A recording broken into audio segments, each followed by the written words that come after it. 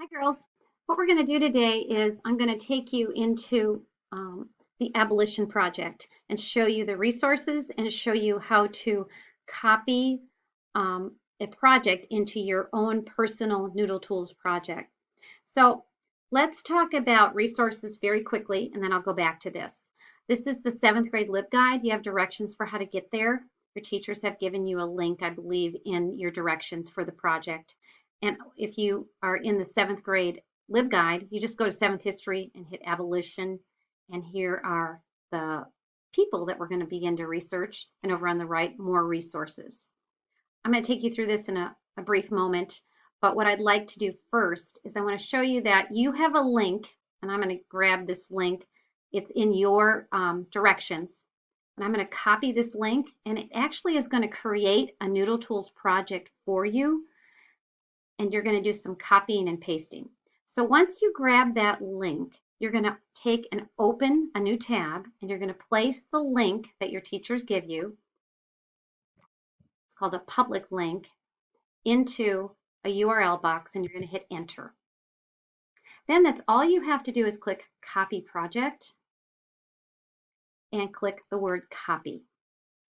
Once you do that, you'll go back to Noodle Tools, which you already opened, and you refresh Noodle Tools, and then you'll see you have Abolition's note template in there. I have this in twice, don't worry about that.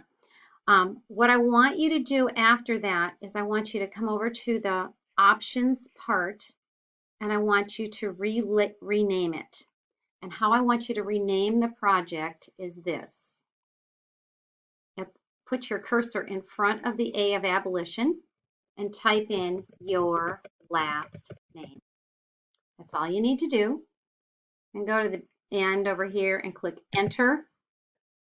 And that's perfect.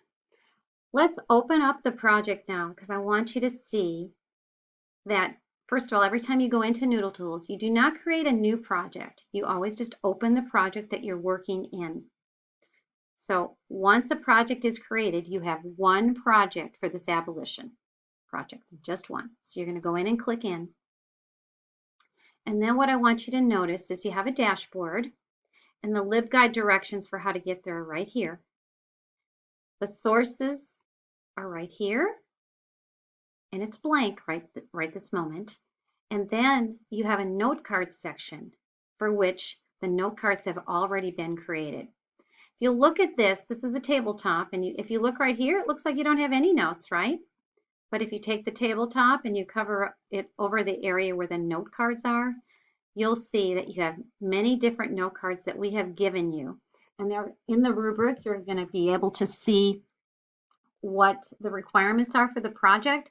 But I want you to see that there is from the detail point of view, here are the names of the note cards and what you need to do in terms of answering and researching. So you're going to look at the person's upbringing, their education, their fight against slavery and what they were thinking during this time. You're going to look at if they were a writer, if they did any publications, any organizations that they were a part of, the difficulties they experienced, and reforms and movements, and then also their connections to others. What I also want you to see over here is that, move it there, that there's some of the same questions are over here in a full question format, and that's just to make things easier for you. These questions may change a little bit for you in the next couple days, and if they do, you'll notice it, and it might not exactly match what I'm showing you today on this screencast, but they're going to be very, very similar. So these are the questions you're going to research. If you go back to the tabletop, you'll just click on a note card that you want to begin with and click the edit, and then you'll begin to do some note taking. What I also want you to see here is that under the source, you'll be able to cite the source that you're using and click it, and there'll be a list there once you begin to cite sources. One more thing I want you to do is, now that you've seen the note cards, I want you to go back to the dashboard and I want you to do what's called share with the project inbox. You click right here.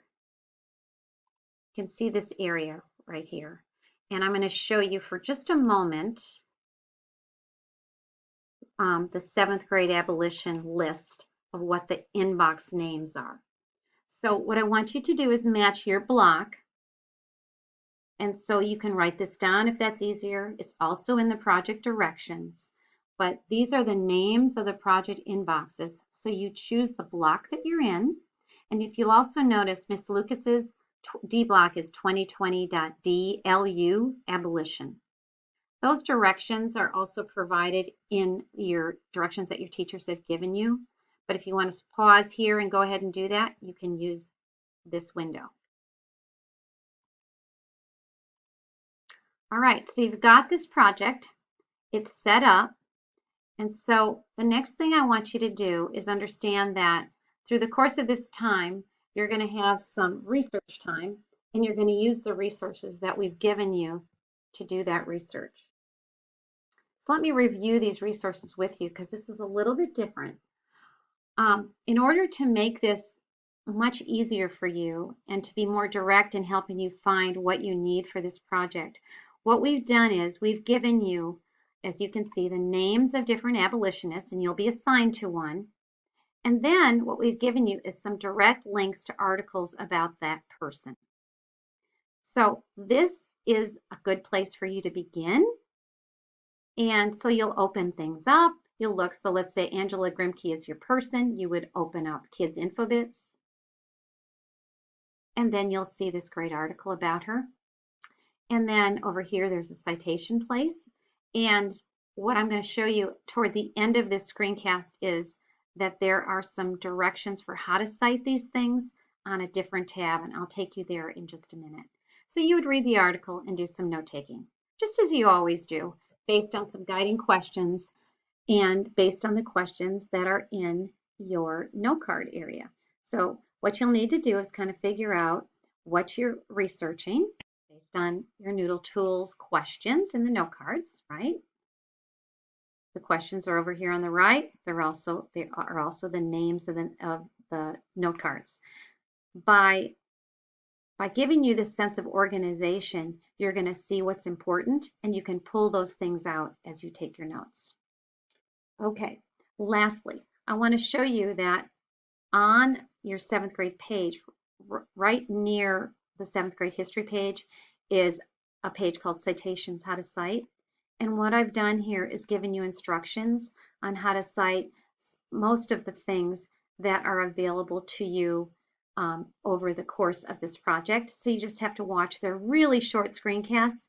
A lot of this is copying and pasting, but before you begin, especially if you're using something you've not used before, such as Infobits, what I'd really like for you to do is take a quick look. These are very brief. They're about 2 minutes, and they really help you understand how to cite. They really make it easier for you. Okay, I think that's about all I need to share with you. Please remember that you're going to need to read directions, ask your teacher, and email me if there's anything else you have in terms of questions. And thank you for listening.